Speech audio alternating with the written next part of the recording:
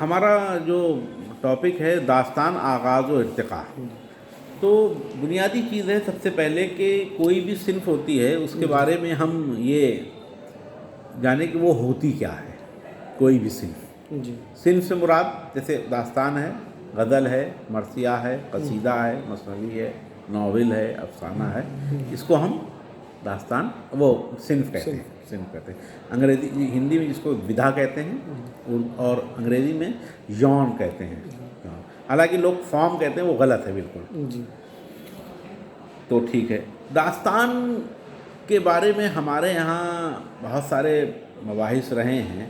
اور جب ہم داستان کا نام لیتے ہیں اکیڈمک طور پر یا کلاس میں، تو دو چیزیں ہمارے یہاں اہم سب سے پہلے سامنے آتی ہیں کہ صاحب داستان کیا ہوتی ہے. چاہے داستان پڑھی ہے یا داستان دیکھی ہے، داستان کے بارے میں معلوم ہے، تو ایک بات کہہ کہ باغ و بہار اور فسانے آ جائے. یہی ہمارے یہاں عام طور سے کورسز میں چلتی ہے داستان کے لیے. لیکن ظاہر سی بات ہے کہ ہمیشہ جو ہے وہ یہ داستانیں لکھی ہوئی ہیں، اور ظاہر سی بات اب ہمارے زمانے تک آتے آتے جو جتنی بھی داستانیں ہیں، وہ چاہے داستان امیر حمزہ ہو، اس کے بہت سارے حصے ہو، یا چھوٹی چھوٹی داستانیں ہوں، وہ بہت جو ہے ان کے بارے میں بہت ساری ریسرچ ہوئی، تمام سب چیزیں. ایسے تو سینکڑوں داستانوں کے نام آتے ہیں، لیکن بنیادی طور پر جو ہے داستان کے بارے میں اب یہ خیال کیا جاتا ہے کہ داستان جو ہے وہ زبانی بیانیہ ہے. یعنی زبانی بیانیہ یعنی جو سنائی جانے والی چیز ہوتی ہے. اور ظاہر سی بات ہے کہ داستان کے بارے میں زبانی بیان کے آغاز کے بارے میں سب سے اہم چیز یہ ہے ہمارے یہاں کہ جو سب کہانی قصوں کے بارے میں بتائی جاتی کہ انسان کے ارتقاء کے ساتھ ہی اور زبان کے ارتقاء کے ساتھ ہی زبان کے انسانی شعور، انسانی سماج میں زبان کے آغاز کے ساتھ ہی جو ہے قصہ کہانی کا بھی آغاز ہوا. تو ظاہر سی بات ہے کہ وہ دھیرے دھیرے ہر صنف کی ایک شعریات بن جاتی ہے اور اصول بن جاتے ہیں. اسی طرح داستان کے بھی بنے کہ انسان پیدا ہو، جب انسان کا وجود ہوا اور پھر زبان کا وجود ہوا، اور پھر ظاہر سی بات اس نے اپنے دل کے درد کو، دل کی حکایت کو، دل کی باتوں کو کہنا شروع کیا، اور اس چیز سے قصہ کہانی بنا. بہرحال یہ تو ایک سبھی جگہ بتائی جائے گی باتیں. تو ہمارے یہاں بہت ساری پہلے اس بات کے لیے جو ہے خاص طور سے کیونکہ اردو میں ہمارے یہاں بہت طویل داستانیں ہیں. وہ شاید اتنی طویل داستانیں عربی، فارسی، اردو کے علاوہ شاید کسی زبان میں ہوں. یہ نہیں کہہ سکتے کہ ہو سکتی ہوں، لیکن جیسے داستان امیر حمزہ آپ کو معلوم ہے کتنی جلدوں میں؟ بستان خیال کے بارے میں جو ہے 15 جلدوں پر مشتمل. نہیں، داستان امیر حمزہ کے بارے میں ان کی جلد تو داستان امیر حمزہ کی جو جلد ہے وہ نول کشور نے جو چھاپی تھی وہ تقریباً 46 جلدوں میں ہے. اب آپ سوچئے، اور ظاہر سی بات ہے کہ وہ قصہ جو ہے وہ ایک بہت طویل قصہ جو ہے وہ ہے. اور ظاہر اچھا دوسری جن کو زبانی بیانی اس لیے کہا کیا کہ ایک داستان کہیں سے شروع کی کہ ایک بادشاہ تھا، سلطان تھا، ایک شہزادی تھی، یا لیکن اس میں جس طرح سے اس کو بڑھایا جاتا تھا وہ بڑی دلچسپ بات ہوتی تھی داستان میں. آپ نے دیکھا ہوگا داستان پڑھتے ہوئے بھی، میں اس کی تفصیل تھوڑی سی بتاؤں گا کہ اور داستان پہ زبان پہ دستخط اور کس طرح سے قصے کو تبدیل کر دیا جاتا تھا، کس طرح قصے کو روک دیا جاتا تھا، کس طرح سے اس کو شروع کر دیا تھا. داستان کی یہ بڑے دلچسپ پہلو ہے. جیسے ایک حکایت ملتی، گیان چند جین نے اپنی کتاب میں لکھی ہے کہ سب ایک امیر کے ہاں ایک داستان گو نوکر تھا، ملازم تو پہلے رہتے تھے ان کے ہاں، یہی ایک تفریح کا سامان تھا. حالانکہ اس زمانے میں تفریح کا سامان تھا، اب میں اس کو تفریح کا سامان نہیں بولتا ہوں، بلکہ اب میں اس کو اپنے ادب کا ایک بہت ہی وقیح حصہ سمجھتا ہوں. اور یہ بھی چیز ہے کہ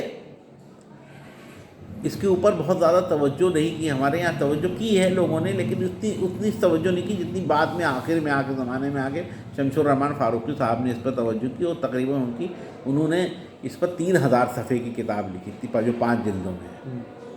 اس سے پہلے گیان چند جین نے بہت اہم کام کیا تھا، اور جن کی کتاب جو اردو کی نثری داستانیں ہیں. باقی کلیم الدین احمد صاحب کی اردو میں داستان گوئی ہے انہوں نے، اور بھی اعجاز احمد نے کام کیا تھا، محمد حسن عسکری نے داستان کو سمجھنے کی کوشش کی تھی. یہ بہت اہم نقاد ہیں ہمارے یہاں جو داستان کے حوالے سے بات کرتے ہیں.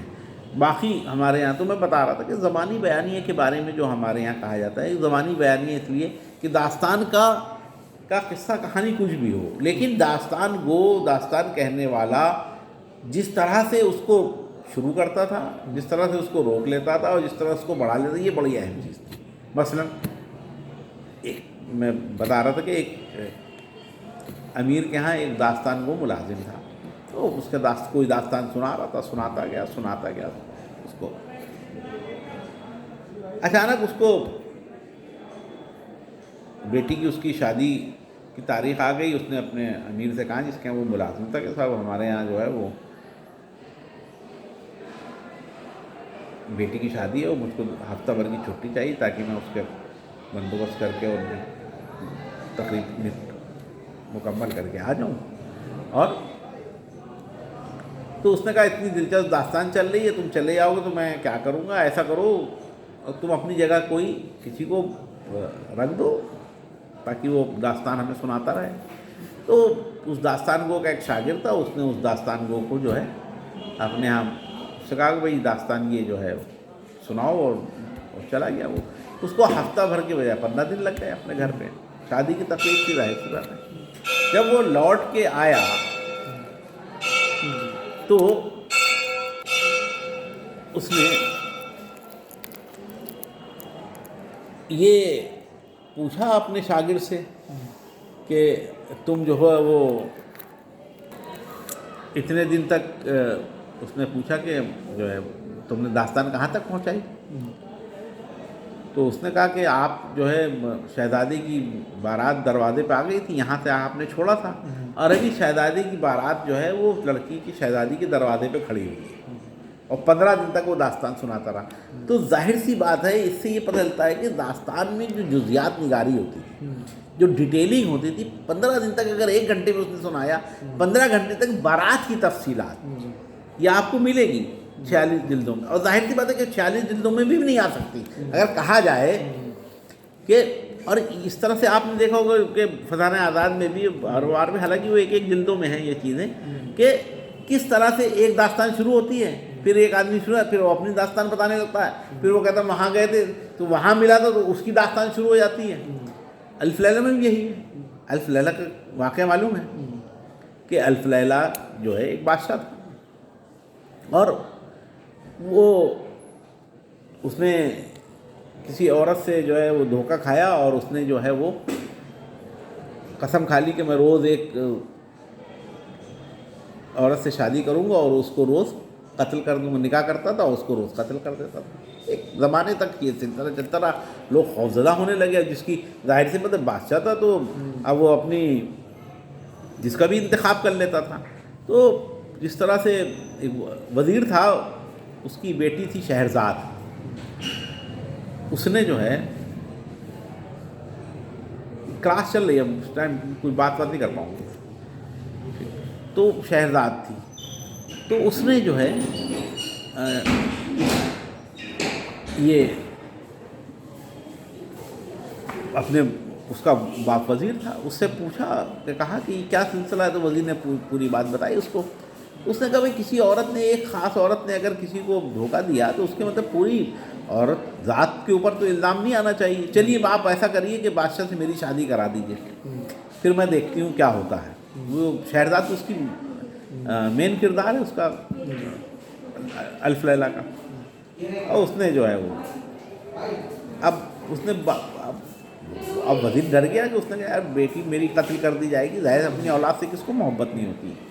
تو وہ بہت زمانے اس نے بہت بحث مباحثہ کیا. تو لڑکی نے کہا بھائی میں آپ کی بیٹی ہوں، آپ کو مجھ پر اتنا ٹھیک ہے اختیار ہے، لیکن آپ کو میری اپنی اولاد پر بھی بھروسہ، آپ نے میری تربیت کی ہے تو میری عقل پر اور میری دانش پر اور میرے اس پر میری زبان پر بھی بھروسہ کیجیے، انشاءاللہ کچھ نہیں ہوگا. آپ میری شادی تو کیجیے، میں بادشاہ کو سمجھانے کی کوشش کروں گی. تو بہرحال شادی ہو گئی، نکاح ہو گیا. جب بادشاہ نکاح کرنے کے بعد رات میں آیا، اس لڑکی سے ملا تو اس نے باتوں میں ایک قصہ چھیڑ دیا वो किस्सा छेड़ दिया तो बादशाह को दिलचस्पी, वो चुपचाप सुनने लगा। सुनते सुनते सुनते जब सुबह फजर की अजान हुई तो उसने किस्सा बंद कर दिया। उसने कहा और? तो उसने कहा नहीं भाई, नमाज ये सूरज दिन में तो किस्सा सुनाया नहीं जाता है, अब तो कल सुनाया जाएगा। तो बादशाह को बड़ी बेचैनी, उसने ठीक है चलो तुम्हें एक दिन के लिए हम मोहलत देते हैं, आज खत्म नहीं करेंगे, तुम पूरा किस्सा कर लोगी तब सुनाना शुरू करेंगे। अब वो किस्सा सुनाना शुरू कर दिया। तो और उसके बाद जब दूसरा दिन आया तो फिर उसने ऐसा जगह पे फिर बादशाह ने कहा सुनाओ सुनाओ, वो टाल मटोल करती रही कि नहीं नहीं अब तो हमें मरना ही है, अब क्या करेंगे, किस्सा सुन के अब हमें कत्ल करने का हुक्म दी। बस हमने एक दिन पहले किस्सा सुनाओ फिर तुम्हें। फिर उसने किस्सा सुनाना वहीं से शुरू किया। फिर धीरे धीरे धीरे धीरे करके जब सुबह होने लगी तो फिर उसने एक नया किस्सा छोड़ दिया। और जब जैसे ही अजानें हुई उसने बंद की तो किस्सा अधूरा था। फिर उसने कहा ऐसे करते करते करते अल्फ लैला, मतलब अल्फ 1001 रातें गुजार दी। और जब किस्सा ख़त्म हुआ जा करके तो जाहिर सी बात है बादशाह को 1001 रातें 3 साल गुजरने के बाद बादशाह को भी उससे मोहब्बत हो गई और उसने कहा अपनी गलती को माना। और ये तो जाहिर सी बात है कि इसमें बहुत सारे लोगों ने, पूरी दुनिया में अल्फ लैला को तर्जुमा किया गया, कोई ऐसी मेरे ख्याल से ज़बान नहीं जिसमें अल्फ लैला को तर्जुमा ना किया गया। और उसमें बहुत से लोगों ने ये इंटरप्रेट किया कि देखिए कहानी जो है किस तरह इंसान के कल्ब दास्तान ने या कहानी ने इंसान को किस तरह से इंसानी कल्ब माहियत कर ली और उसको एकदम तब्दील कर लिया। और उसके अंदर कितनी जहानत और कितना इंटेलेक्ट छुपा होता है कहानी। धीरे धीरे धीरे करके किसी को राह, यही चीज़ें हमारे यहाँ हिकायत में आएंगी। आप एक तवील सिलसिला है पंचतंत्र का है। आप देखिए कि जानवरों के ज़रिए से लोग जातक कथाएँ हैं, ईसब की कहानियाँ हैं, बहुत पुरानी, सबसे पुरानी तो ईसब की कहानियाँ हैं हमारे यहाँ। एक ये भी एक दास्तानी सिलसिले का एक की कड़ी है कि साहब किस तरह से जो है वो किस्से कहानियाँ और लोगों को सिखाने के लिए बताया जाता है कि साहब देखिए आप जो है बहुत मशहूर ईसब की कहानी में बहुत मशहूर एक किस्सा है जो हम लोगों ने भी पढ़ा। अच्छा कि वो साहब एक बंदर था, वो एक पेड़ पे रहता था और रोज़ जो है वो वहाँ से एक मगरमच्छ गुज़रता था तो वो पेड़ से एक बहुत मीठा फल था, वो रोज़ जो है वो उसको मगरमच्छ को खिला देता था। फिर उसके बाद जो है वो एक दिन उसकी मगरमच्छ की बीवी ने कहा कि जिस पेड़ पे वो रहता है रोज़ फल खाता है, जब इतना मीठा फल है तो उसका कलेजा कितना मीठा होगा। तो उसने कहा मुझे कलेजा खाना। उसने बड़ा समझाया कि भाई मेरा दोस्त है और अब तुम्हें क्या, अब बताए तो बस वो मजबूर हो गया अपनी बीवी मगरमच्छ। और उसने बंदर से कहा कि चलो बुला रही तुम्हारी दावत की, ये है वो है, दुनिया भर के मामलात की जो भी बातें की हों। और उसके बाद जो है वो उनको ले करके वहाँ पहुँचा और उसने उससे कहा कि वो क्या कहते हैं कि रास्ते में जब बताया बंदर को उसने कि भाई साहब वो जो है वो तो हम इसलिए तुमको ले जा रहे हैं। उसने कहा अरे आप हमें बताया ही नहीं पहले हैं? वो तो हम कलेजा तो अपना पेड़ ही पर रखा है। और उसको ले करके वापस लौट के आया और उसने पेड़ पर चल गया। तो उसने कहा बेवकूफ़ हो क्या हैं? तो जाहिर सी बात है ये चीज़ें हमें इंसानी ज़िंदगी में एक बहुत बड़ा पहलू इन सब चीज़ों से हमें मालूम होता है और हम इन सब चीज़ों की अहमियत को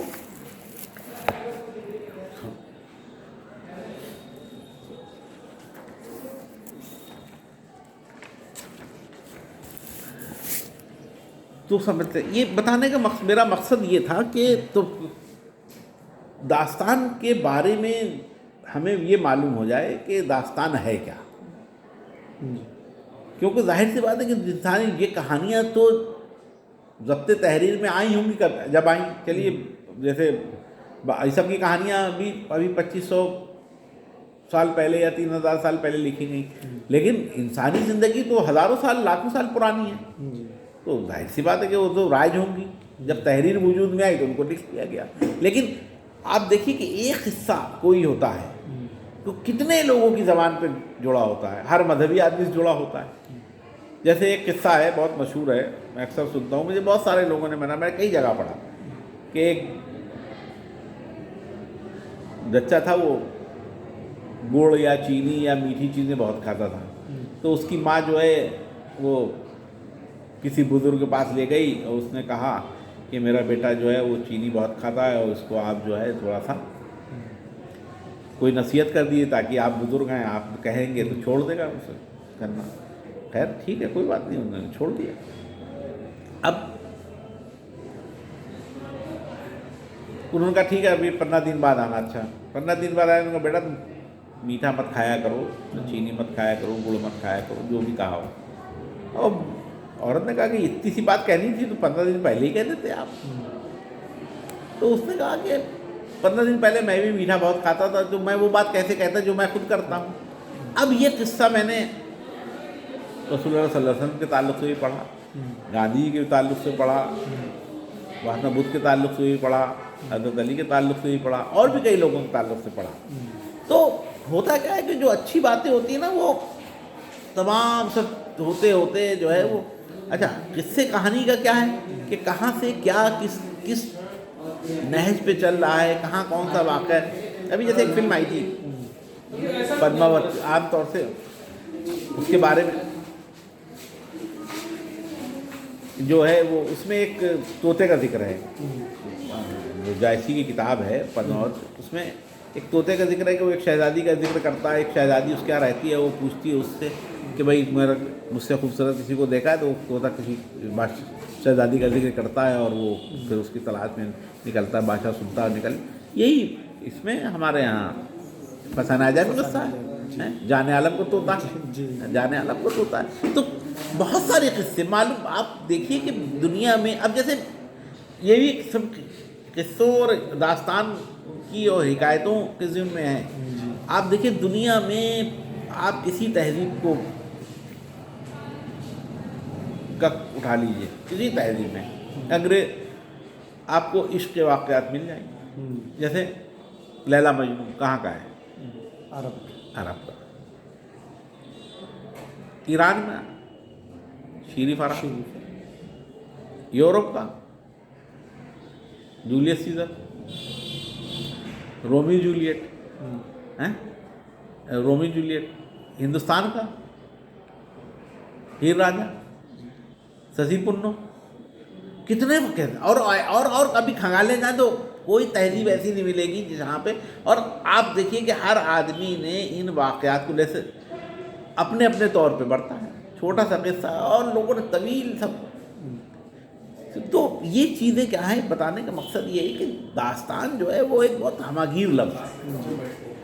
हमारे यहाँ जब तक तहरीर में आ गई, किताब बन गई, 46 जिल्दों में बन गई, लेकिन अगर और आप तो अच्छा जो जाहिर सी बात है कि इसके बारे में पूरी दुनिया में, अच्छा दास्तानें तो पूरी दुनिया की हर ज़बान में है। हिंदी में कहते हैं आख्यान, और अंग्रेज़ी में क्या कहते हैं? अंग्रेज़ी में कहते हैं रोमांस। तो देखिए कितना दिलचस्प लफ्ज़ है रोमांस। जाहिर सी बात है कि अब उर्दू में उसको दास्तान कहते हैं। अब वहाँ पे जाहिर सी बात है कि एक रोमांस में भी एक तस्वुरीती और ख़याली दुनिया होती है, लेकिन वो ख़याली दुनिया ऐसा नहीं होता है कि इंसान के जो ख़यालात हैं वो कहीं ना कहीं, जो इंसान का तस्वुर है वो कहीं ना कहीं ज़मीन पर होता है। अगर दास्तानों में उड़न खटोले का जिक्र है तो वो उड़न खटोला आज वजूद में तो आ गया ना हवाई जहाज़ की सूरत में है। आज अगर उसमें कल का घोड़ा तो आज रोबोट की शक्ल में कुछ ना कुछ मौजूद है। तो इंसानी तस्वुर हमेशा से कहीं ना कहीं उन तमाम ख़यालात और पेचीदगियों में सरगर्दा रहता है। ये बहुत अहम चीज़ है। तो आप देखिए कि जिसको मैं, जैसे मैंने कहा, दास्तान एक बड़ा हमागीर लफ्ज़ है और अदबी दास्तानों के मुताले से अंदाज़ा होता है कि इसमें क़िस्से के तमाम अक़साम शामिल हैं। अब ज़ाहिर सी बात क़िस्से की तो बहुत कहानियाँ हैं। हमारे यहाँ नावल के अनासिर अलग हैं, हिकायत के अनासिर अलग हैं, फेबल्स जिसको कहते हैं, और अफसाना आया। अब उसके बारे में बहुत सारी तौजीह बात की गई। मुझको बड़ी अजीब से कभी कभी, अच्छा होता क्या है कि ज़माने के साथ साथ हर चीज़ की तारीफ़, जिसको डिफिनीशन कहते हैं, वो बदलती रहती है। जैसे हम लोगों ने पढ़ा, आपने बहुत ज़्यादा ज़माना नहीं गुजरा, अपनी ज़माने हम लोग को पढ़ाए गए, वो किताबें मौजूद हैं कि साहब वो दास्तान का ज़माना ख़त्म हो गया। تو ہم لوگ سمجھتے تھے بھائی ہو گیا تو ختم ہو گیا تو ٹھیک ہے، اب بس استاد کہہ رہے ہیں تو ختم ہی ہو گیا ہوگا. اچھا ظاہر سی بات ہے کہ ہم اپنی چیزوں کی اہمیت کا اندازہ بھی دھیرے دھیرے ہوتا ہے. اور جب داستان اس لیے ناول وجود میں آیا، پھر صاحب ناول بھی بہت دقیق داستانیں ہوتی تھیں، اس لیے ناول وجود میں آیا. لوگوں کا وقت تھا، لوگ جو ہے اجلت میں رہنے لگے. اب ناول کا زمانہ بھی ختم، ناول بھی کا زمانہ بھی وہ نہیں رہا، اور اب اس کو جو ہے وہ افسانہ کہانیاں قصے آ گئے. وہ چھوٹا ہوتا ہے اور ایک وقت میں پڑھا جا سکتا ہے، 2 گھنٹے میں پڑھا جا سکتا ہے. اور نہ اب لوگ، لیکن دھیرے دھیرے آپ غور کیجیے اپنے چاروں طرف، کیا داستان کا زمانہ ختم ہو گیا ہے؟ آپ غور کیجیے. ہم تو اپنے آس پاس دیکھ رہے ہیں جتنا داستانوں پہ کام ہونا شروع ہوا ہے، اور جس طرح سے داستانی عناصر کو اپنی ہر چیز میں شامل کیا جانے لگا ہے، وہ بڑی اہمیت کی بات ہے. اب ان لوگوں پہ ہنسی آتی ہے جو لوگ یہ کہتے تھے صاحب داستان کا زمانہ ختم ہو گیا، وہ بہت طویل تھی، اتنا لوگوں کے پاس وقت نہیں ہے، انٹرٹینمنٹ تفریح کا. دیکھیے کوئی چیز مکمل صرف تفریح کے لیے نہیں ہوتی ہے، صرف انٹرٹینمنٹ کے لیے نہیں ہوتی. انسانی سرشت میں داخل ہے کہ وہ کہیں نہ کہیں ہر چیز کو بہت گہرائی کے ساتھ دیکھنے کی کوشش کرتا ہے. ناول کا وقت گزاری کے لیے، کہانی کو ابھی ہم نے بتایا نا شہرزاد کا واقعہ، وہاں تو ایک پوری ذات کو، پوری انسانیت کو بچانے کی تحریک چل رہی تھی قصے کے ذریعے سے، اور بنائے گیا. اور آج بھی وہ قصے ہم لوگ، اس میں کتنے قصے ہیں. تو میں یہ بتا رہا تھا کہ ختم ہو گیا کیا. اگر آپ تھوڑی سی دلچسپی رکھتے ہیں آفتاب، ابھی 10-15 سال سے انگریزی میں جو ہے وہ ایک بہت ناول مشہور ہوا. ناول کیا بلکہ وہ داستان کا حصہ، مجھے ناول کہتے ہیں، مجھے تو وہ داستان کا حصہ معلوم ہوتا ہے. کون سا؟ ہیری پاٹر سنا ہے؟ دیکھیے گا، فلم بھی اس کے اوپر بن گئی ہے. اس کی مصنفہ ہیں جے کے رولنگ. جے کے رولنگ کے بارے میں مشہور ہے کہ وہ اتنی غریب تھی کہ اس کو اپنے چیزوں کو لکھنے کے لیے جو چیزتی تھی اس کے لیے کاغذ نہیں مل رہا تھا، تو وہ پرانے اخبار خرید کے ان کے حاشیوں میں لکھتی تھی. آج دنیا کی میں سمجھتا ہوں سب سے امیر ترین مطلب لکھنے پڑھنے والوں میں جتنی رائلٹی اس کو ملتی ہے. اور اس کے ناول دیکھیے، اس میں کیسے کیسے کردار ہیں، سب جادو بھرا ہوا ہے. جو داستانوں کا اہم عنصر ہے، داستانوں کا اہم عنصر جادو ہے نا، طلسم ہے. ہر کوئی بھی آپ قصہ اٹھا لیجیے اس میں ایک طلسم ملے گا، جادو، سحر انگیزی ہے. معلوم ہے بال جلایا تو فلاں صاحب حاضر ہو گئے، ان سے آپ کام کروا لیے. معلوم ہوا کہ آپ کے پاس کچھ امر عیار کی زنبیل ہے اس میں. اب امر عیار کی زنبیل جو ہے وہ بچوں کا ایک ڈرامہ آتا ہے ٹی وی پر، وہ کیا کہتے ہیں اس کو، وہ ایک چھوٹا سا کھلونا ٹائپ کا، نام یاد آ رہا، میں نے زیادہ دیکھا نہیں اس کو. اس میں بچہ اپنے ہاتھ سے کچھ بھی نکال کے بچے اس سے مانگتے گیجٹ دے دو، فلاں گیجٹ دے دو، وہاں کا اڑنے والا گیجٹ دے دو، کرکٹ کا گیجٹ، فلاں ہر چیز کو کر دیتا ہے وہ. وہی امر عیار کی زنبیل سے لیا گیا. تو دیکھنے کی بات ہے، ہم کہنے کو تو آسانی سے کہہ دیتے ہیں، لیکن جب ہم نظر کرتے ہیں سب چیزوں کی طرف تب ہم کو معلوم ہوتا ہے کہ وہ چیزیں کتنی افیکٹڈ اور آج بھی کام. تو میں جے کے تو سب وہ ایک پہلی سیریز آئی تو تھوڑے دن بعد وہ دھوم اس کی کہ وہ، اب اس کی ڈیٹیل نہیں پتا. میں نے اخبار میں 5-7 سال 10 سال پہلے ایک رپورٹ پڑھی کہ اس کی 2-3 سیریز جب آئی ہے تو لندن میں، امریکہ کی رہنے والی مصنف، اس لندن میں رات کو 2:30 بجے اس کی کتاب ریلیز ہوئی. آپ لندن کی اخبار میں لکھا ہے کہ لندن کی سردی -5 اور 6 کا جو ہے وہ ٹیمپریچر تھا، اور اس میں چھوٹے چھوٹے بچے، دکانیں کھلی، کتاب ریلیز ہوئی، اور بچے اشتیاق میں کار کی ہیڈ لائٹ کے آگے کھڑے ہو کر پڑھنے لگے کتابیں. کون کہتا ہے داستان کا زمانہ ختم ہو گیا؟ داستانی عناصر خوب ہے اس میں. ابھی آپ دیکھ لیجیے، اگر آپ کو فلموں سے دلچسپی ہو تو وہ تمام اوینجر سیریز کی جو فلمیں آ رہی ہیں सब माफूक फिक्र बातें हैं कि नहीं है? 10 करेक्टर है एक फिल्म में, अलग कैप्टन अमेरिका और फलाना और हमारे यहाँ सुपरमैन, बैटमैन, ये कौन से किरदार हैं? दास्तानी के किरदार हैं, है नहीं? ये अरे ये जो स्पाइडरमैन, ये कौन से किरदार हैं? मकड़ा इंसान बन गया, हैं कि दास्तानी किरदार के नहीं है? तो जाहिर सी बात है, लोग कहते हैं कि दास्तान ज़माना खत्म हो गया। अरे अनासिर तो वही है तब भाई। देखिए हर ज़माना अपनी ज़माने के हिसाब से चीज़ों को शेप चेंज कर लेता है, चीज़ों की तब्दीली कर लेता है, चीज़ों में की अहमियत को मतलब बढ़ा दिया जाता है। जिस तरह से जाहिर सी बात है कि आज चीज़ें बदल गई हैं, तो दास्तान का अब आप तो देखिए कि हिमांशु वाजपेयी और महमूद फारूकी और काजिम और बहुत सारे लोग हैं जो बाकायदा दास्तान गोई कर रहे हैं जगह जगह जा कर के, और उस दास्तान गोई को उन्होंने मुख्तलिफ़ तरीके के प्लेटफॉर्म पर यूट्यूब पे देखिए भरमा रहे हैं। दास्तान गोई की आप डालिए, मुख्तसर कहानियों को बड़ी दास्तान गोई क्या थी वही कि ज़बानी बयानियाँ उनको, हालांकि वो नई नई कहानियाँ बना रहे हैं। उन्होंने आज़ादी के सूरमाओं पर, आज़ादी के शहीदों पर बड़े कई किस्से बनाए गए और खूब चलते हैं और लोग बड़ा पसंद करते हैं। मैंने कई आप यूट्यूब पे सुनिएगा, कई लोग दास्तान गोई डालिए, आप देखिए। सब मैंने तो फैज़ की, मंटू की, गालिब की कहानियाँ उन्होंने दास्तान गोई के अंदाज में सुनाई। हालांकि वो दिलचस्पी का सामान, लेकिन दास्तान बुनियादी चीज़ ये है कि किस्सा दर किस्सा कैसे एक चीज़ चल रही है। अभी वो किस्सा बताया जो साहब बारात खड़ी है, आप देखिए कि उसमें उसकी ज़बान कितनी मालूमात होगी, उसको कितने कल्चर के बारे में, लगता है मुझे कि 10-20 कल्चर की शादी को एक ही शादी में उसने जी। अच्छा आप वैसे भी देख लीजिए, अभी 10 जगह आप जाइए आपको 10 तरह के रिवाज मिलेंगे, लेकिन वो इतनी मालूमात, जिसको हमारे यहाँ शायरी के लिए कहा गया है, एक बहुत दिलचस्प बात, शायरी के लिए आमतौर से कहा जाता है कि मुताले कायनात बहुत ज़रूरी है, मुताला बहुत ज़रूरी है, लेकिन उसको हाल ही ने मुताला, और बहुत से लोगों ने हाल ही ने भी कहीं से लिया ही होगा कि मुताले कायनात, ये मुताले कायनात क्या है? क्या दास्तान के लिए ज़रूरी नहीं है?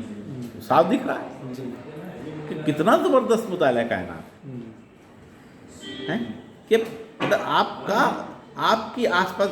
और शायरी के लिए तो एक बहुत अहम चीज़ बताई जाती है कि एक अरब में एक बहुत अहम बड़ा शायर था, अबू निवास जी, नाम सुना होगा जी। उसके पास कोई आया और उसने कहा कि अबू निवास मैं शायरी शुरू करना चाहता हूँ। तो उसने कहा बिल्कुल शुरू करो भाई, किसी को हर चीज़ शुरू करने का हक है, आप शायरी करना चाहते हैं आप शायरी कीजिए, लेकिन इससे पहले जो है वो 10,000 शेर याद कर लो। मैं कहा 10,000 शेर याद? हाँ भाई 10,000 शेर याद करो, तब मेरी तरफ से तब इजाज़त मिलेगी, बाकी आप जो भी चाहे करें। वो गया अपना, जब भी याद करके आया, वो ये किस्सा किताबों में दर्ज है जी, हो सकता है आपने पढ़ा है जी।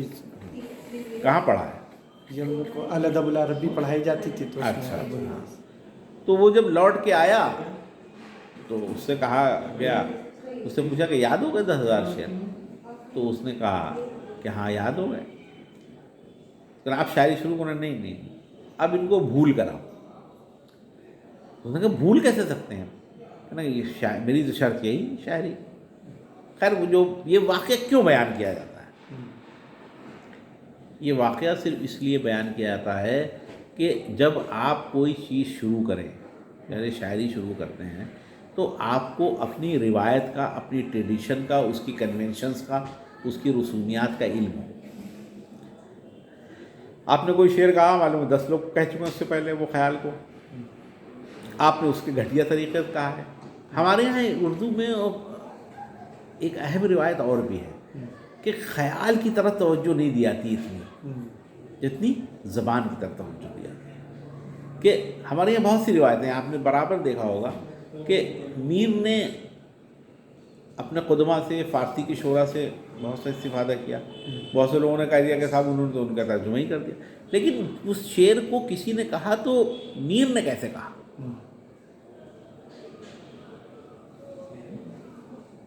भाई कोई बात कहने के लिए वो किसने कैसे शेर कहा, ये अहम चीज़ होती है। देखिए مثال کے طور پہ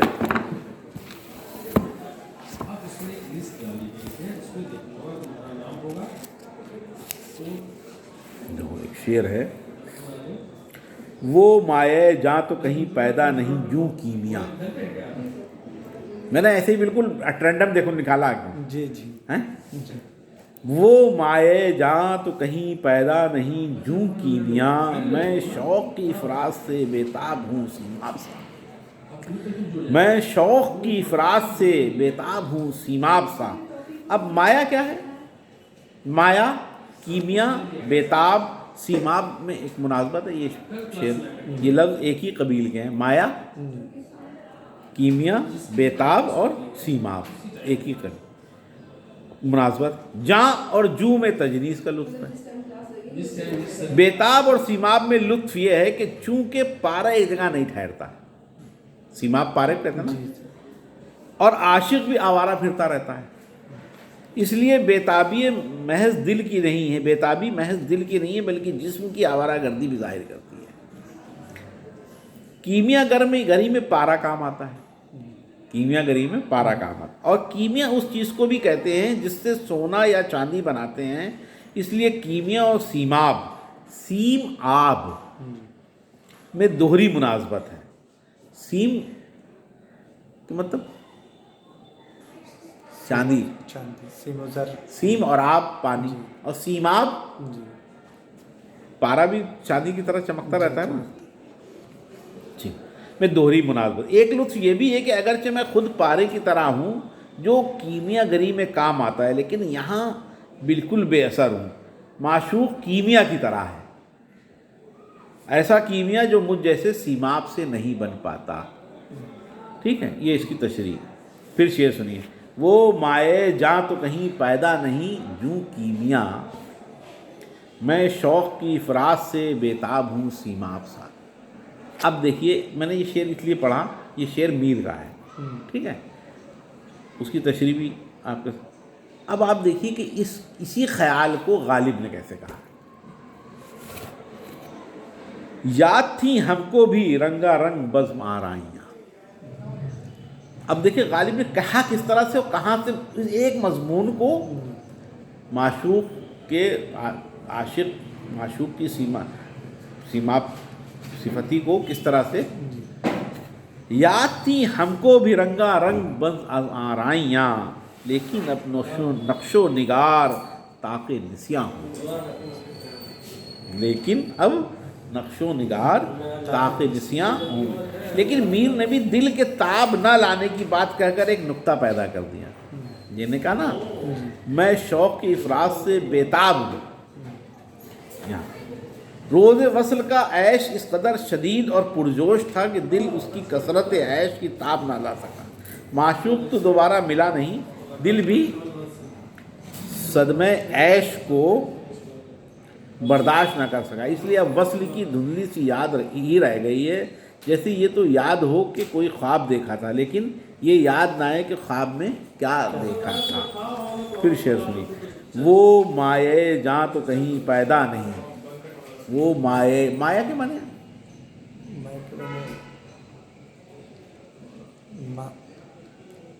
نہیں، مایا میم الف، یہ الف جو ہے مایا جادو کے معنی میں.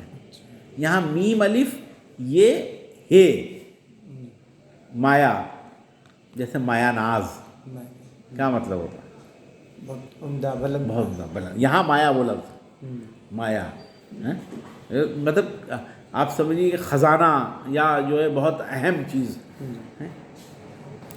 وہ مائے جان یعنی جان جو جس کو ہم سب سے اہم جان کی جو ہے ہمارے لیے عزیز ہے. وہ مائے جاں تو کہیں پیدا نہیں یوں کیمیا. کیمیا یوں کیمیا کی طرح تو ہر جگہ نہیں ملتا ہے. میں شوق کی افراز سے بےتاب ہوں سیماب. اب شوق کی افراز سے غالب کا ایک شعر ہے، کون سا ہے؟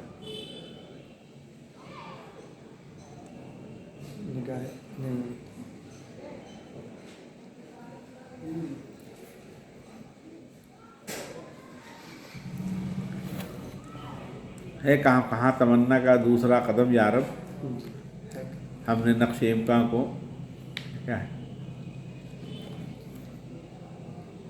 کہا تمنا کہ وہیں یہ شوق کی افراد ہے، میں شوق کی افراد سے بے نام ہوں سیما افسا. تو یہ ہمارے یہاں اس طرح کی ہمارے یہاں کہ بات سے بات نکالنا، بات سے بات کہنا یا کسی دوسرے حوالے سے بات کہنا کوئی معیوب بات نہیں سمجھی جاتی. قصوں میں بھی بہت اسی طرح سے خیال ہے. اب معلوم ہوا کہ کوئی کسی ایک کردار کو بیان کیا جا رہا ہے اور دھیرے دھیرے کر کے لے جا کے اس کو بالکل نقشہ ہی بدل دیا. اسی لیے میں نے شروع میں وہ واقعہ بتا دیا کہ 15 دن تک کے ایک ہی قصے کو بارات کا بیان ہوتا رہا. اب آپ سوچئے کہ اس میں کیا بیان ہوگا. اب کپڑوں کی جزیات اگر بتائی جا رہی ہے، آپ سوچئے کسی کپڑے کو کتنی دیر تک بیان کیا جا سکتا ہے. نہیں، لیکن ہمارے یہاں بڑی خوبی کی بات ہے. یہ ہمارے یہاں بہت ساری خوبی کی بات ہے.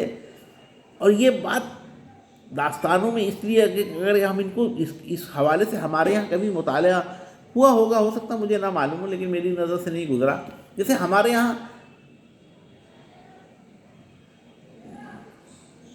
غزل تو پہلے آئی، نظم بعد میں آئی. نظم طویل قصے تو بہت سارے تھے، منظوم داستانیں بہت ساری تھیں، مثنوی تھی.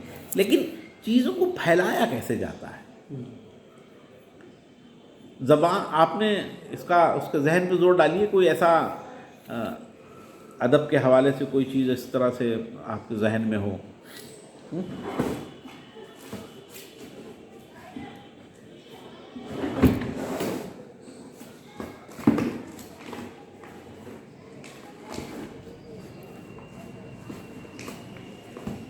ہے چیزوں کو کس طرح پھیلایا. مطلب کسی نے کچھ کہا، چھوٹا سا کوئی ایک شعر کسی نے کہا، بعد کے آنے والے شاعر نے اس کو اپنے انداز میں کہہ دیا. یہ داستان میں بہت بڑی خوبی ہے. تو آپ کس قصے کو کہاں پہ آپ ملے گا، آپ کو ایک ایک قصہ 10 داستان میں ملے گا الگ الگ رنگ میں. مطلب آپ تو کہہ رہے ہیں کہیں ارے یار یہ قصہ تو وہ کردہ کردار تو یہاں تھا، یہ یہاں کردار. اب جیسے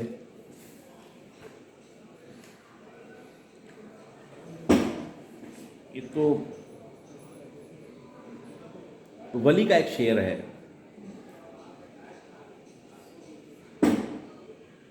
مرد کا اعتبار کھوتی ہے مفلسی سب بہار کھوتی ہے. مرد کا اعتبار کھوتی ہے مفلسی سب بہار کھوتی ہے.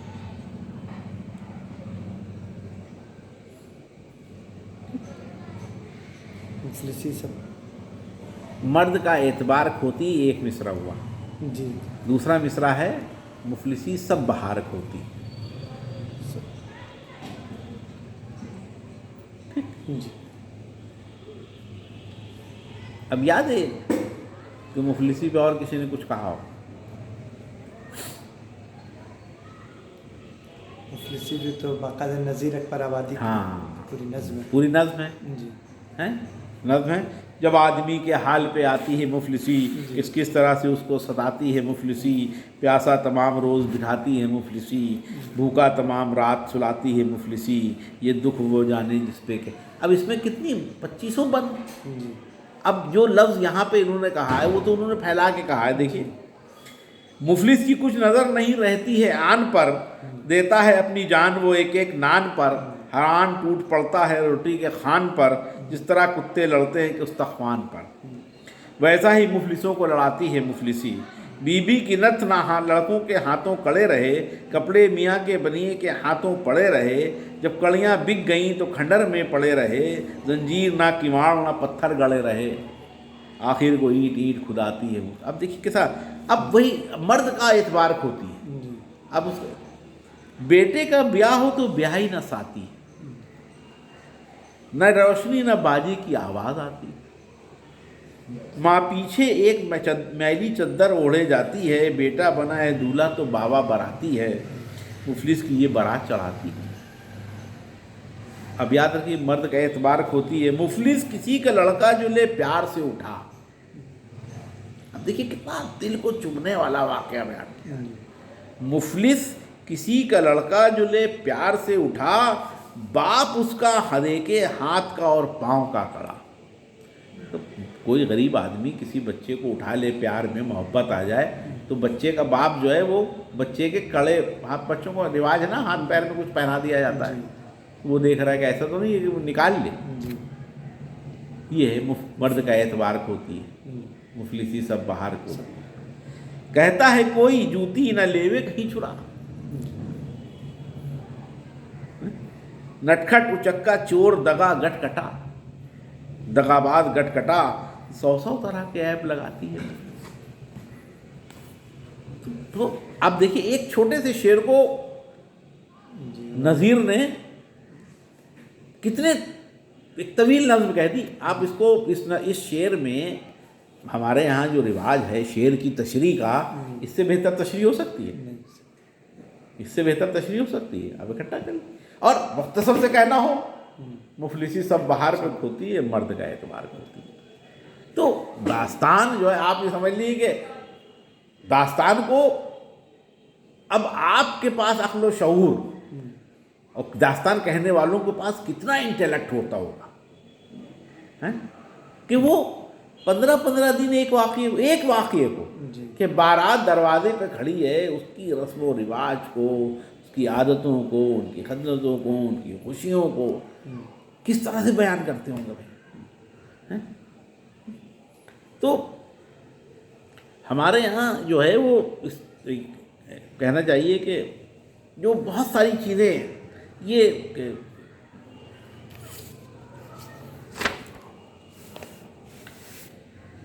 حالانکہ داستان کے بارے میں کوئی تعریف بہت متعین نہیں کی گئی ہے آج تک کے، لیکن یہ بات تو پہلے ہمارے یہاں بہت ساری باتیں داستان کے تعلق سے کہی جاتی تھی. یہ بات شمس الرحمن فاروقی صاحب نے اسٹیبلش کرنے کی کوشش کی کہ داستان جو ہے وہ زبانی بیانیہ ہے، داستان لکھنے کی چیز نہیں تھی، داستان کبھی لکھی نہیں جاتی تھی پہلے. لیکن ظاہر سی باتیں لکھی گئی، اس لیے لکھی گئی کہ جب تحریر وجود میں آ گئی تو لوگوں نے اس قصے کہانیوں کو، اچھا ہمارے یہاں تو نول کشور جو پرنٹنگ پریس تھا بہت بڑا، انہوں نے باقاعدہ لکھوائی. اور اچھا کچھ لوگوں نے ان کی جلدوں میں جگہ جگہ لکھا ہے کہ صاحب وہ مالک صاحب کہہ رہے ہیں کہ ذرا مختصر کرو ورنہ میں پھر اپنے جوہر دکھاتا. اچھا ظاہر سی بات ہے کہ آپ تو داستان سنانے والے لکھنا شروع کر دیا تو اپنے حساب سے لکھ رہے ہیں، کوئی یہ مہینوں لکھتے رہے تو کتنی جلد ان کے پاس تو ظاہر سی بات ہے کہ بزنس آپشن، بزنس کی بازار ہے بھائی. بازار میں کتنی موٹی کتاب 1000 صفحے کی کتاب کتنے لوگ خریدیں گے؟ 100 صفحے کی کتاب زیادہ لوگ خرید لیں گے، 200. حالانکہ کوئی جلد جو ہے وہ میرے خیال سے 700-800 سے کم صفحے کی نہیں ہے جو نول کشور نے چھاپی ہے.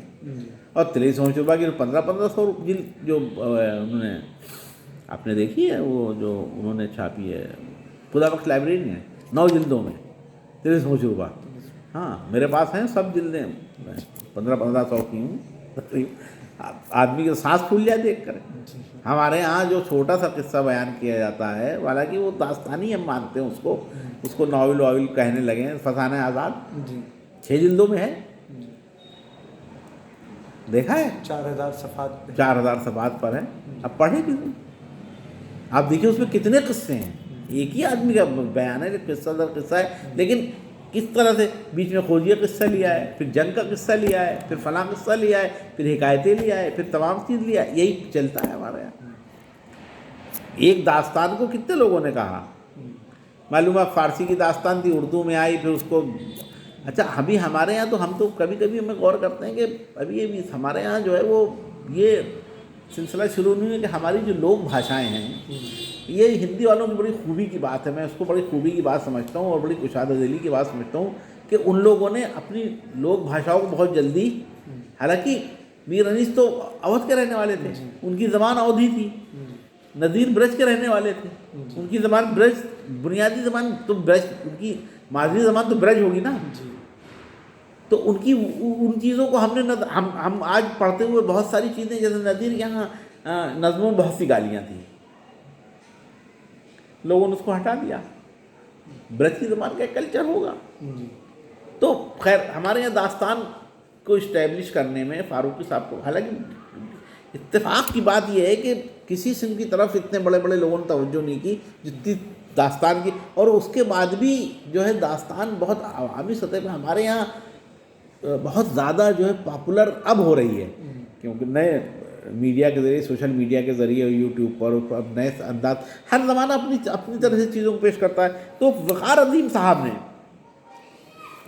جو اس کی تعریف متعین کرنے کی کوشش کی، انہوں نے کہا کہ رومان یعنی داستان ایک منظوم کہانی یا نثری قصہ ہے جس میں لکھنے والا شاعرانہ تخیل و تصور کو اپنا راہبر بناتا ہے۔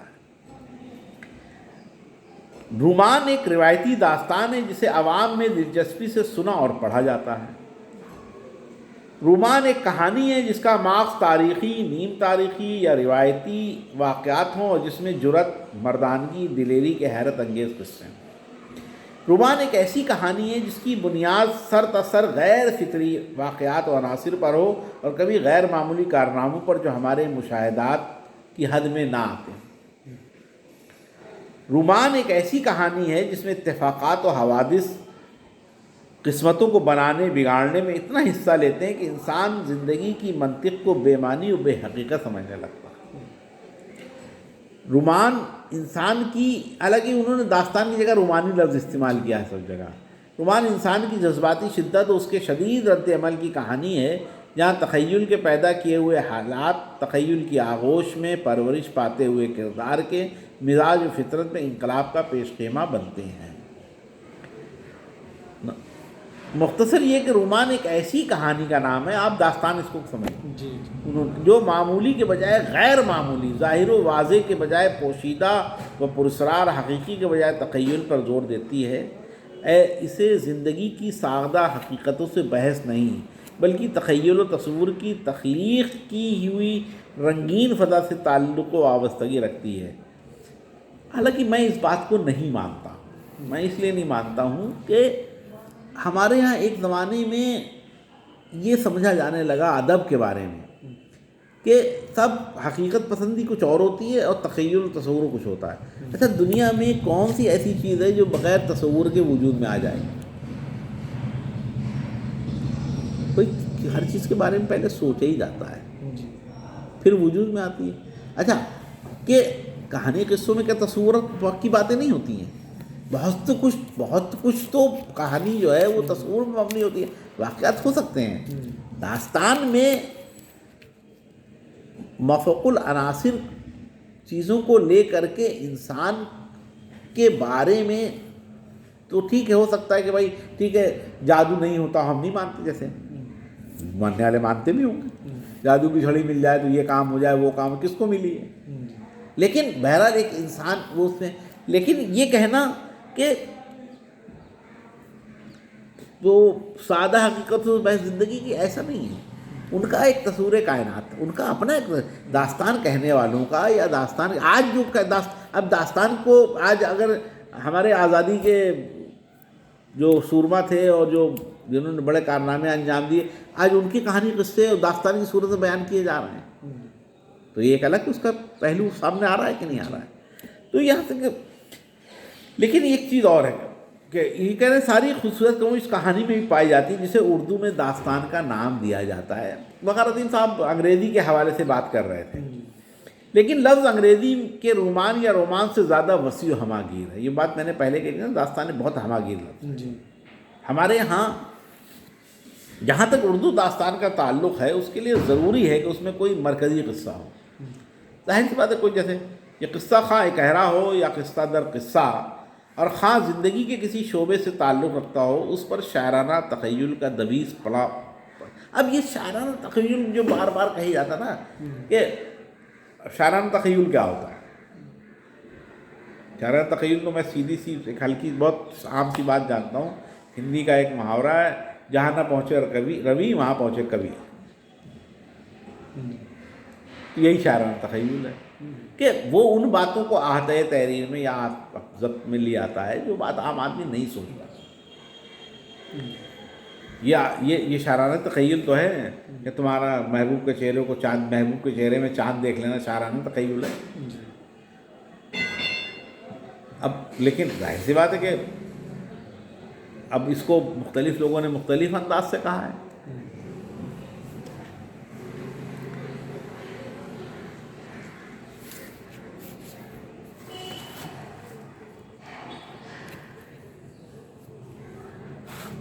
یہ بات عام طور سے ہمارے یہاں کہی جاتی ہے کہ داستان کی ایک اہم خصوصیت جو ہے جو اپنی الگ ایک طوالت ہوتی ہے. وہ ظاہر سی بات ہے کہ کوئی ایک واقعہ، کوئی ایک قصہ، اچھا قصہ در قصہ ہوتا تھا، جو مرکزی قصہ ہوتا تھا اس سے اس کا جو ہے تعلق جدا نہیں ہونے پاتا تھا. جیسے میں نے الف لیلا کی روایت کی کہ آپ پورا قصہ پڑھیے، شروعات جہاں سے ہوئی ہے آپ دیکھیے گا کہ جو بات نکلتی ہے، جیسے گلستان آپ پڑھیے، اس کو حکایتوں کی کتاب مانا داستان کی، اس میں الگ الگ حکایتیں بھی ہیں، لیکن جب ایک حکایت ختم ہوتی ہے تو اس سے ملتی جلتی دوسری حکایت شروع ہوتی ہے. آپ کو لگے گا نہیں کہ کوئی ربط ٹوٹا ہے. سب سے اہم خوبی ہے طوالت ہمارے یہاں جو کہی جاتی ہے، تو طوالت وہ بیجا طوالت نہیں ہوتی ہے. آپ یہ نہیں کہ سب بس ہانک رہے ہیں لمبی لمبی جو ہے وہ یہ بات نہیں کہی جا سکتی ہے. مطلب جس طرح سے آپ یہ سمجھ لیے کہ کپڑا بنتے ہوئے دھاگا ٹوٹ جائے اور اس دھاگے کو اس طرح سے پھر سرے سے جوڑ دیا جائے، کہانی ایک ختم ہوتی ہے اسی کہانی سے بالکل بے ساختگی کے ساتھ، بالکل ایک دم پتہ ہی نہیں چلتا کہ پیمند لگا ہے. آپ کوئی داستان پڑھ لیجیے، قصہ چار درویش میں دیکھیے. بھائی بادشاہ جو ہے وہ اپنی اولاد سے جو ہے وہ مایوس ہو جائے، اپنی مطلب اولاد نہ ہونے سے مایوس ہو کر کے صاحب وہ گوشہ نشین ہو گیا. وزیر آیا، وزیر نے اس سے کہا کہ صاحب آپ جو ہے وہ اتنی بڑی دنیا ہے، اتنے لوگ بزرگ لوگ ہیں، آپ جائیے نکلیے لوگوں سے کہیے کوئی نہ کوئی کسی کی دعا قبول ہو جائے گی، آپ صاحب اولاد ہو جائیں گے. اور جو ہے وہ تو اب وہاں پہ پہنچ کے اب دیکھیے اس میں وہ پہنچتا ہے قبرستان پہنچتا ہے، وہاں اس کو چار درویش دکھائی دیتے ہیں اور وہ چھپ کے سننے لگتا ہے. پہلا درویش اپنا کون ہے معلوم. اب دیکھیے اب وہاں اولادوں کا قصہ شروع ہوا کہ جس تم اولاد کے لیے پریشان ہو اور اولاد نہیں ہے تم اپنی دنیا، تو کسی کے نہ رہنے سے تو ہماری بات. پہلا قصہ کس کا ہے؟ سوداگر کے بیٹے کا. اس کی تمام کے سب کس طرح میرے ماں باپ کتنا روپیہ دولت چھوڑ کے گئے اور میں سب تباہ ہو گیا، برباد ہو گیا. اور پھر میں گیا بہن کے کہنے پہ بزنس شروع کیا اور کس طرح سے میں ہوا اور پھر دولت مند ہو گیا. تو یہ کیا ہے کہ ایک طرح سے انسان کی ہمت بڑھانے کے لیے بادشاہ کے لیے کہ اگر تمہاری اولاد نہیں ہے اور ایسی ہوئی ناکارہ جو سب تباہ کر دے گی. اب پھر اس میں ایک نیا پہلو ہے کہ وہی آدمی جو ہے وہ پھر دولت میں پھر دوسرا قصہ شروع ہوتا ہے. لیکن ایک مرکزی واقعہ کہ سب کو ایک جگہ پہ ملنے کی ہدایت ہوتی ہے. پھر ایک نقاب پوش آتے ہیں، سب کو ملتے ہیں، سب کی دعا عرضی سنتے ہیں، سب کو اب کہہ سکتے ہیں کہ سب کی دعا قبولیت کا وقت ہوتا ہے جس کو ہم لوگ کہتے ہیں چلیے آشیرواد دیتے ہیں، اور پھر ان کو اولاد ہوتی ہے. پھر اب اسی طریقے اب یہاں تو داستان ایک شروع ہوئی اور اس میں ان کو کہہ دیا کہ بائی بائی. اب آپ اسی قصے کو لے جا کے ذرا وہاں جوڑ دیجئے میر حسن کے قصے سے، باغ و بہار سے. باغ و بہار کے قصے کو آپ سیر البیان سے جوڑ دیجئے، وہاں بھی ایک اولاد ہوتی ہے.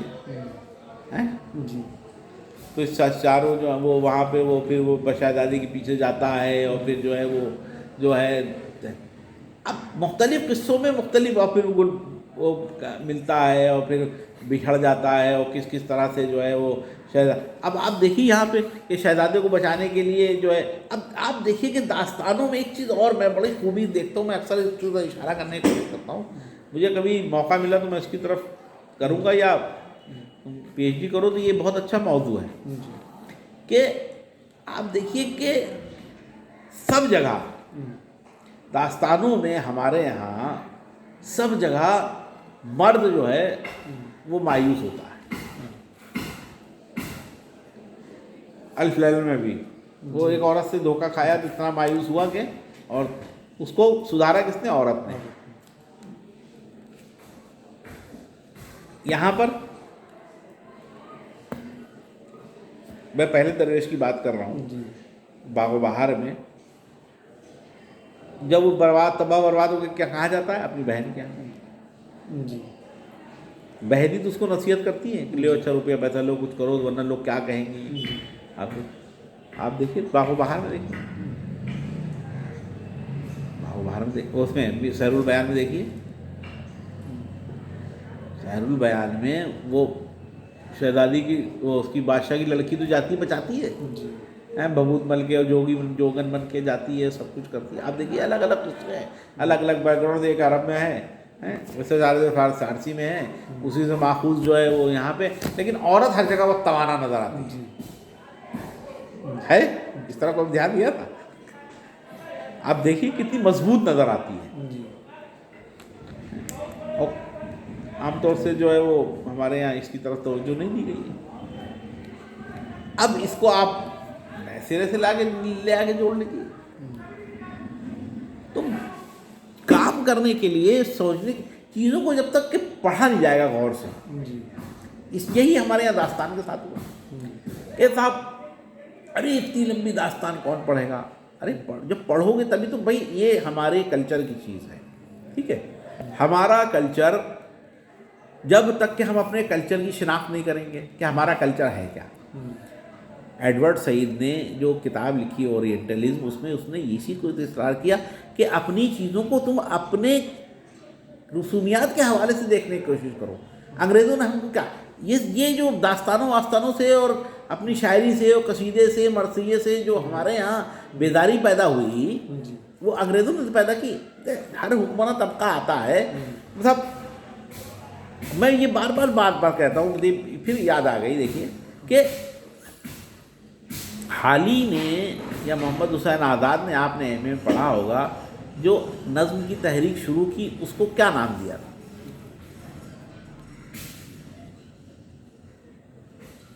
نظم جدید. نظم جدید شروع کیا, تو کیا اس سے پہلے ہمارے یہاں نظم نہیں تھی؟ پھر نظیر تو اتنا بڑا شاعر کا موجود تھا, اور جس نے تو ہر موضوع پہ نظم کی. ابھی دیکھا آپ نے مفلسی میں کہی, آدمی نامہ کہی, برسات کی بہاریں کہیں. اور حالی صاحب جو ہیں ہمارے یہاں فرما رہے ہیں کہ صاحب وہ تو ہماری شاعری تو کچھ ہے ہی نہیں. اچھا مرثیہ, ان کو مرثیہ کو تو مثنوی کو تو انہوں نے کچھ اہمیت دے بھی دی. قصیدے کو ارے صاحب بادشاہوں کی کیا انگریزوں کے قصیدے نہیں ہوتے ہیں؟ اب دباؤ میں, حکمراں کے دباؤ میں تو بہت ساری باتیں کہی جاتی ہیں, لیکن یہ بات ہم کو ایڈورڈ سعید نے سکھائی کہ بھائی وہ اب جس طرح کی شاعری جو ہے وہ ہمارے یہاں ہوتی تھی, جو ہمارے کلچر کا حصہ تھی, تو ہمارے کلچر کے حصے میں تو اور بھی بہت ساری چیزیں تھی. ہمارے یہاں کلچر کے حصے میں کبیر بھی تھے نا, تلسی بھی تھے, سورداس بھی تھے. بھائی یہ سب تو زبانی بیانیہ تھا, سب زبانی کہہ رہے تھے, لکھتے تو نہیں. یہ تو سب کسی نے سن لیا تو لکھ لیا. تو یہ اس کی بات چھوڑ دی رامائن وغیرہ کی, یہ تو لکھا گیا باقاعدہ, لیکن اس میں بھی بہت ساری روایتیں ہیں. ہمارے یہاں بہت ساری چیزیں جو ہیں اس طرف سے آئی ہیں. تو ان سب چیزوں کو آپ جب غور کریں گے, جب توجہ کریں گے, تب معلوم ہوگا کہ جیسے میں بتا رہا تھا, تو ہم نے اگر آپ نے اپنی طویل نظم کو مثنوی کو کہہ دیا صاحب نہیں, اب نظم جدید, اس کے مطلب کہ ان کو معلوم تھا نظم ہمارے یہاں موجود ہے, تبھی تو انہوں نے نظم جدید نام رکھا. یہ تو نہیں کہا کہ صرف نظم ہے, تمہارے یہاں تو ہے ہی نہیں کوئی نظم, لے دیکھو ہم انگریزوں کے یہاں نظم ہے. یہ ہمارے یہاں بہت مغالطہ رہا کہ صاحب وہ اچھا شروع میں انگریزوں کے دباؤ سے ایک تو حکمراں تھے, اور پھر بعد میں لوگ جو انگلینڈ وغیرہ پڑھنے گئے اور وہ لوٹ کے آئے تو صاحب انگریزوں کی شاعری تو یہ ہے. بھائی انگریزوں کی شاعری ہے تو انگریز اپنی شاعری اپنے حساب سے کرتے ہیں, اپنے کلچر کے حساب سے کرتے ہیں. ہم اپنی شاعری اپنے حساب اپنے کلچر کے, ہمارے یہاں جو روایتیں ہیں, ہم ان کے یہاں اتنی سردی پڑتی ہے تو اس حساب سے کھاتے پیتے ہیں. ہمارے یہاں تو کئی موسم ہوتے ہیں, تو ہم اس حساب سے ہمارا ہر موسم میں کھان پان بدلتا رہتا ہے کہ نہیں بدلتا رہتا ہے. تو یہ تھوڑی کہیں گے کہ ہم نہیں صاحب ہم تو انگریزوں کی وجہ سے ایک ہی کھانا کھائیں گے.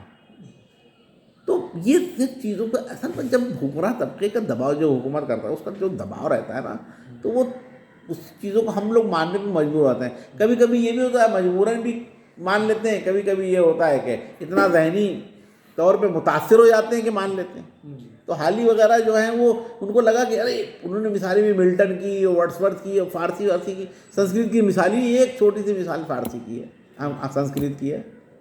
محمد حسین آزاد نے تھوڑی طویل انہوں نے بتایا کہ دیکھیے ہمارے یہاں جو ہے وہ سنسکرت نے انہوں نے مثال کے طور پہ آب حیات دیا نا کہ سنسکرت میں بھراتا کہتے ہیں تو عربی میں وہ فارسی میں برادر کہتے ہیں، کہ کیا کتنی مماثلت ہے دونوں زبانوں میں، اس بات کو انہوں نے واضح کرنے کی کوشش کی ہے۔ لیکن ہمارے یہاں کبھی پیچھے جو ہے اس طرح کی جو اور قصے کہانیاں تھے، حالانکہ پھر بعد میں گیان چند جین وغیرہ نے جب کام کرنا شروع کیا تو انہوں نے اس طرح توجہ دلائی، اور پھر تو ظاہر سی بات ہے بہت کام ہوا، باقاعدہ پھر سنسکرت پہ بہت لمبا طویل کام کیا انبر بہرائچی نے کیا، پھر اس پر فاروقی صاحب نے بار بار زور دیا کہ بھائی اپنی روایت کو دیکھو، ادھر ادھر کہاں بھاگتے ہو، انگریزی کی روایت الگ ہے، ہم سنسکرت عربی فارسی کی پہلے اپنی روایت کو ذرا دیکھو کہ ہمارے علماء نے، سنسکرت کے علماء نے زبان کے بارے میں کیا کیا ہے، یا داستان کے بارے میں کیا کہا ہے، یہ تمام سب چیزوں کے بارے میں کہا ہے۔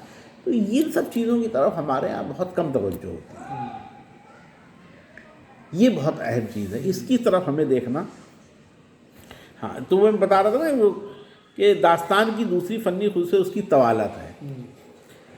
ایک گہرے اور مختصر قصے کو فنی حیثیت سے داستان کا نام دینا مناسب نہیں ہے، اس میں قصہ در قصہ، یہ فرمان فتح پوری کا قول، اور پیج در پیج کا ہونا ضروری ہے۔ داستان کو طول دینے کے لیے فنکار مرکزی داستان کو ضمنی داستانوں کی مدد سے ٹھہرائے رکھتا ہے، جو باتیں میں نے ابھی بتائیں، جو قصہ بیان کیا پورا۔ لیکن فن کا کمال یہ ہے کہ یہ ٹھہراؤ سامعین یا قارئین پر گراں نہیں گزرتا، بلکہ اس سے وہی لطف و حظ محسوس ہوتا ہے جو محبوب کے انتظار سے وابستہ خیال کیا جاتا ہے۔ چونکہ داستان کا اصل کمال یہی ہے کہ وہ طویل ترین ہونے کے باوجود ذہن و گوش کے لیے بار نہ بننے پائے، اس لیے